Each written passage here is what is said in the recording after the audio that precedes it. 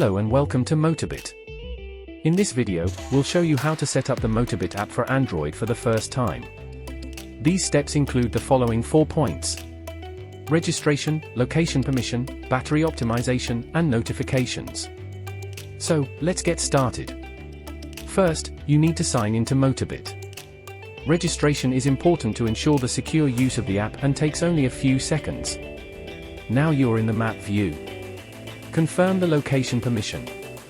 Choose the option, Precise, if available, to determine your position accurately. Motobit accesses your position only when you track your tour or use navigation. To save battery, your Android operating system may close Motobit when it runs in the background. This can result in incomplete tour recordings or interrupted navigation. To avoid this, click on the tracking button at the bottom of the screen to open a settings window. You've already granted the location permission. Great! Now, disable battery optimization in your system settings. Please follow the step-by-step guide in the video description to learn how to set this correctly. This setting is essential for the functionality of the Motobit app. If you see this window, you might also need to configure additional settings like Run in the background. This varies from device to device. You can find this information in the description as well.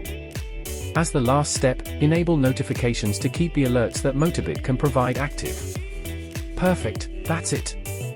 Now you can track your next exciting motorcycle tour worry-free. Check out the other videos on our YouTube channel to learn more about how to make the most out of your future motorcycle tours with Motobit. See you soon!